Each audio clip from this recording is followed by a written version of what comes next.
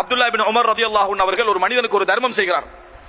தர்மம் செய்கிற நேரத்திலே பக்கத்தில் உள்ளவர் சொல்கிறார், தகப்பலல்லாஹு மின்க், அல்லாஹு தஆலா உங்களிடமிருந்து இதை அங்கீகரிக்கட்டும் அப்படி என்ற ஒரு வார்த்தை சொல்கிறார். சொன்ன உடனேயே அப்துல்லா இப்னு உமர் ரலியல்லாஹு அன்ஹு அவர்கள் அழுதார்கள். அந்த இடத்திலே கண்ணீர் விட்டு அழுதார்கள். அந்த நேரத்திலே கேட்டார்கள், எதற்காக அழுகிறீர்கள் என்று கேட்டபொழுது சொன்னார்கள், வல்லாஹி லவ் அலிம்து அன்னல்லாஹ தகப்பல மின்னி தீனாரன் அவ் திர்ஹமன் அவ் ஸலாத்தன் அவ் ஸதகத்தன் லா அஹ்பப்துல் மௌத் இன்னமா யதகப்பலுல்லாஹு மினல் முத்தகீன்.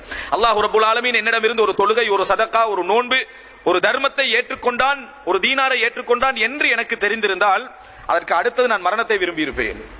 அல்லாஹ் ஒரு தொழுகை, நான் தொழுத தொழுகைகளில் ஒரு தொழுகை, நான் செய்த தர்மங்களில் ஒரு தர்மத்தை, நான் செய்த அதாவது நோன்புகளில் ஒரு நோன்பை அல்லாஹ் ஏற்றுக்கொண்டான் என்று எனக்கு தெரிந்திருந்தால் நான் மரணத்தை விரும்பி இருப்பேன். ஏன் தெரியுமா?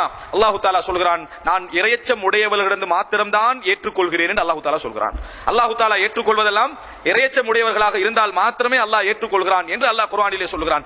ஒன்றை ஏற்றுக்கொண்டு விட்டால் அது எனக்கு தெரிந்தால் நான் இறையச்சம் உடையவன் என்பதற்கு அதுதான் என்ன ஆதாரம், நான் மரணத்தை விரும்பி இருப்பேன் என்கிறான். எனவே மிக பிரதானமானது, எந்த ஒரு உரைகளை நம்ம கேட்டுவிட்டாலும், எந்த செயல்களை நம்ம செய்து விட்டாலும் அது இறைவனுக்காக என்று அமைகிறதா என்பதுதான் மிக முக்கியமான ஒரு அம்சம்.